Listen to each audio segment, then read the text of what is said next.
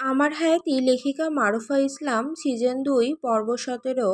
চারপাশে তখন রাত নেমে আসতে, বাইরে এখন আর গুড়ি গুড়ি বৃষ্টি নেই, এখন তা বড় বড় ফোঁটায় পরিণত হয়েছে। আরবি গাড়ি থেকে নেমে দাঁড়িয়ে আছে, পাশে আদ্রিতা এবং রাব্বি। সবাই চিন্তিত ভঙ্গিতে রাস্তায় তাকাচ্ছে। এই বুঝি আদিবের গাড়িটা চৌধুরী বাড়ির গেট পেরিয়ে ঢুকলো। কিন্তু না, আশাহত হলেন সবাই। আসিফ এগিয়ে এসে আরবির পাশে দাঁড়িয়ে বলল, ঝগড়ুটে মহিলা কোথাকার, শাড়ি পরতে কে বলেছে যদি সামলাতেই না পারেন? আসিফের এমন কথায় আরবি হা হয়ে এলো। বলে কি এই লোক? ভ্রুকুচকে বলল, কেন, শাড়ির কি হয়েছে, কোন বাল হয়েছে? আবার বলে পিঠের আঁচল টান দিতেই দেখলো পেছন থেকে পিঠ দৃশ্যমান হয়ে আছে। ভাবতেই লজ্জায় হাঁসফাঁস করতে লাগলো। যা দেখে আসিফ একদৃষ্টিতে তাকিয়ে আছে।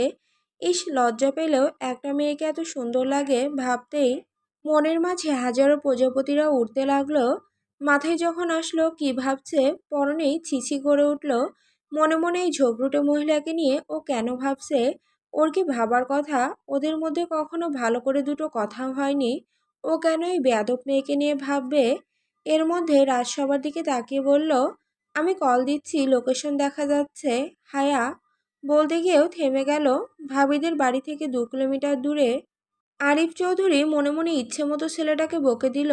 তার জীবনটা একদম আকাশ ছোঁয়া করে দিল। বজ্জাত ছেলেটা এখন না জানি কোথায় আছে। তবে এইগুলো ভেবেও শান্তি পেল না, ছেলের জন্য আঁকুবুকি করছে মনটা। এই ঝড় বৃষ্টির রাতে নতুন বউ নিয়ে কোথায় ওই ছেলে না দেখা মিলছে না। সবার এমন চিন্তিত মুখ দেখে বলল, যাও সবাই নিজ নিজ ঘরে যাও। আর আসিফ, রাব্বি এবং আরবি মামুনির ব্যাগপত্র ভিতরে দিয়ে, আদ্রিতা, মামুনি যাও ঘরে যাও, চিন্তা করো না, ভাই চলে আসবে। সবাই অনিচ্ছা সত্ত্বেও ঘরের ভেতরে চলে গেল। কিন্তু কারো মনেই শান্তি নেই। বাইরে ঝড়ের তাণ্ডব যেন আরো বেড়ে গেছে। বিদ্যুতের ঝলকানিতে মাঝে মাঝে পুরো আকাশ সাদা হয়ে উঠছে। অন্যদিকে নিশীথী রাত, চারপাশে তুমুল বৃষ্টি হচ্ছে। সাথে বাতাসের গতি, বেগও তো তত বাড়ছে। মাঝে মাঝে আকাশে বিদ্যুৎ চমকাচ্ছে। আশপাশে একদম নীরব, তবে আদিবের গাড়িটা অশান্ত। আদি ভাইদের পাতলা অধরে নিজের অধর জোড়া এক করে রেখেছে আরো ২০ মিনিট আগে, তবে ছাড়া পাওয়ার নামগন্ধ নেই। আদিবের এমন বেপরোয়া ভালোবাসা সহ্য করতে হিমশিম খাচ্ছে হায়াত। আদি ভাইদের ঠোঁটে নিজের ঠোঁট দিয়ে চুষে দিচ্ছে। আর হায়াত শক্ত করে আদিবের চুলগুলো মুঠোয় পুরে চেপে ধরে আছে। আরেক হাত ঘাড় খামছে ধরা, নিজেকে কোনোভাবেই শান্ত করতে পারছে না হায়াত। আদিব তো অনেক আগেই পাগল হয়ে গেছে। হঠাৎ আদিব হাঁপাতে হাঁপাতে ঠোঁট জোড়া ছাড়ল। আদিবের ঠোঁটের চারপাশে লিপস্টিক মেখে একাকার অবস্থা। সেম অবস্থা হায়াতেরও। আদিব একটানে নিজের শার্ট আর কোট খুলে ফেলল। উন্মুক্ত ফর্সা ঘাড়, বুক পেট দেখে হায়াত ফাঁকা ঢোক গেল। হায়াতের এক হাত চেপে ধরে নিজের গলায় রাখলো। সেই হাতটায় আস্তে আস্তে পেট বুকে বোলাতে লাগলো। ফুসফুস, উফ, আমি আর পারছি না, কামন, এই শাড়িটা তোর উপর মানাচ্ছে না, খোল তাড়াতাড়ি।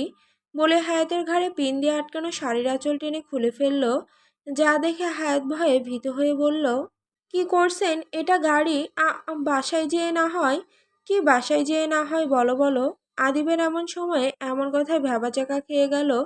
বলে কি এই লোক খালি ওকে লজ্জা দিতেই পারে। লজ্জায় হাঁসফাঁস করতে করতে বলল, এই এই ইয়ে মানে কি? এই ইয়ে মানে তোমার এইখানে সমস্যা হচ্ছে? আচ্ছা চলো বাইরে যাই। বলে গাড়ির কাছ নামিয়ে দেখলো নির্জন জায়গা, আশেপাশে কাকপক্ষীও নেই।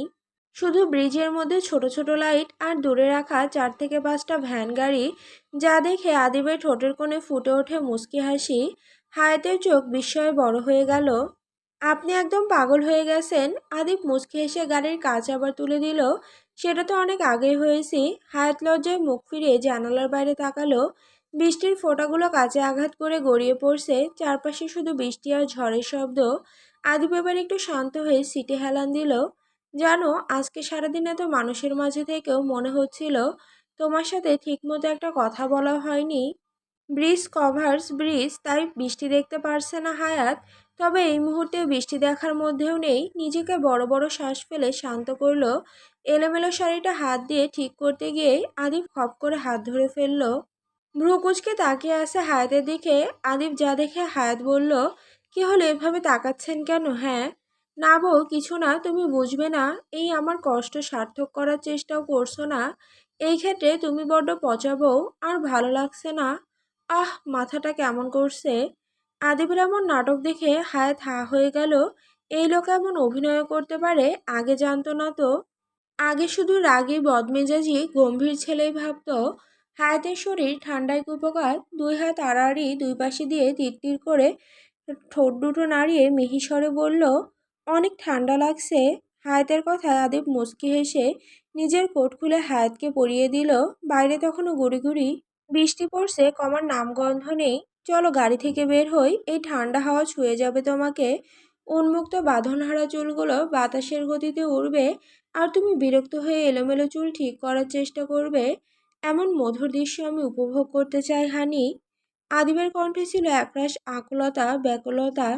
এমন করুণ কণ্ঠস্বর শুনে হায়াতের সর্বাঙ্গে শিহরণ খেলে গেল। সাথে তিরতির করে কাঁপছে পাতলা গোলাপি অধর জোড়া, যা দেখে ফাঁকা ঢোক গিলতে লাগলো আদিব। ওর সহ্য হচ্ছে না, নিজেকে এলোমেলো লাগছে। ঠিক তখনই আদিব কিছু না ভেবে হায়াতকে কোলে তুলে নিয়ে গাড়ি থেকে নামলো। হায়াত চোখ বড় বড় করে আদিবকে দেখছে। করছে কি এই লোকটি?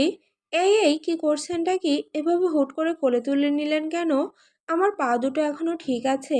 আদিব মুচকি হেসে আরো শক্ত করে পুরুষালী বুকের সাথে পাটকাঠির মতো হায়াতকে জড়িয়ে নিল। হায়াতও চোখ বুজে পড়ে রইল। ভয় লাগছে না?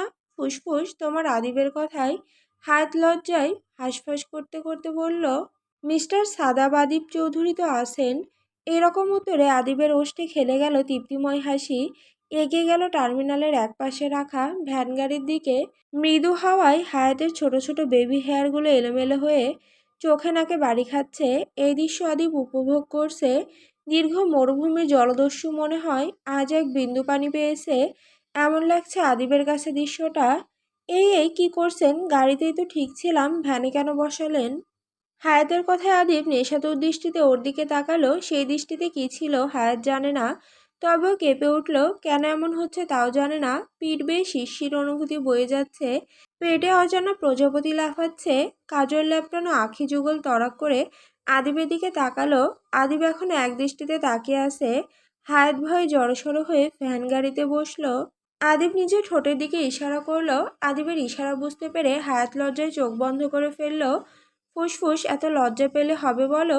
যদি কিছু হয় সেটা তোমারও ফার্স্ট টাইম, আমারও ফার্স্ট টাইম। বাট ফুসফুস, আমি কেন লজ্জা পাচ্ছি না? আদিবের এমন কথা শুনে লাজ লজ্জা ভুলে হায়াত এক নিঃশ্বাসে বলে ফেলল, আপনি তো নির্লজ্জ। হায়াত কথাটা বলে নিজের মুখ চেপে ধরে, কি বলে ফেলছে ভাবতেই লজ্জায় জিহ্বায় কামড় দেয়। ভাবলো আদিব হয়তো রাগ করবে, কিন্তু না, এই ছেলে তো হাসছে। হায়াতের এলোমেলো চুলগুলো নিজের হাতের মুঠোয় নিয়ে একদম কাছে নিয়ে আসলো। আদিবের নিঃশ্বাস আছড়ে পড়ছে হায়াতের গলার কানে। আমি পুরুষ, এমনিতেই সভ্য নই ফুসফুস, সভ্য হতেও চাই না, আমি তোমার পার্সোনাল। বলেই কানের কাছে কিছু বলতেই হায়াত কেঁপে উঠল। আদিব আবারও নিজের ওষ্ঠের দিকে ইশারা করলো, যা দেখে হায়াত কি করবে না করবে ভেবে পাচ্ছে না। আদিব ভ্রু নাচাতেই হায়াত তড়িৎ বেগে বিদ্যুতের গতিতে ঠোঁটে ঠোঁট ছোঁয়ালো। আদিব অবাক হয়ে গলা উঁচিয়ে বলল, ফুসফুস, এটা কি দিলে তুমি?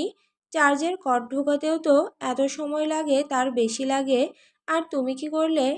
সান্ত্বনা স্পয়লার দিলে। আদিব হায়াতের ঘাড়ে মুখ গুজে দিতে হায়াত আকুল কণ্ঠে বলল, এখানে না প্লিজ। আদিব হায়াতের গলায় হালকা কামড় দিয়ে নেশাগ্রস্ত হয়ে পড়ছে। ও নিজেকে কন্ট্রোল করতে পারছে না। এখনই please, I will be gentle ফুসফুস, I won't hurt you please. বলে হায়াতের মধ্যে মত্ত হলো। আদিবের অনুরাগের চিরে হায়াতের আকুতি মিনতি অচিরে ব্যর্থ হলো। হায়াতের সর্বাঙ্গে আদিবের উষ্ণ সোহাগের ছোঁয়া, অনুভূতির রাজ্যে শানিত নিসঙ্গের আভাস। তবে এই অনুভূতি একসময় আর সহ্য হলো না। প্রথমে আদিবের ছোঁয়া কোমল হলেও আস্তে আস্তে বেপরোয়া উগ্র হয়ে উঠছে। আদিবের শক্ত পুরুষালী দেহের নিচে চাপা পড়ে ছটফট করছে হায়াত। ব্যথায় কোকিয়ে উঠল এক সময়। নিচে শক্ত ভ্যানের কাঠ, আর উপরে আদিবের মতো এমন শক্তপোক্ত মানুষ। বক্ষস্থল অস্বাভাবিকভাবে ওঠানামা করছে। এদিকে একদৃষ্টিতে তাকিয়ে আছে আদিব। এইটুকু সময়ের মধ্যে ওদের অবস্থা এলোমেলো। হায়াতের গলায় ঘাড়ে ঠোঁটে আদিবের দেওয়া ভালোবাসার চিহ্ন, তবে এটা ভালোবাসা হিসেবে হায়াত নিতে পারছে না। হায়াত আর কিছু বলতে যাবে তার আগে হায়াতের ওষ্ঠে নিজের ওষ্ঠ ছোঁয়ালো। একসময় হালকা চুম্বন হলেও ধীরে ধীরে আরো গাঢ় হয়ে উঠল। যেটা হায়াত নিতে পারছে না। অস্বস্তিতে আর ভয়ে সারা শরীর কেঁপে উঠল।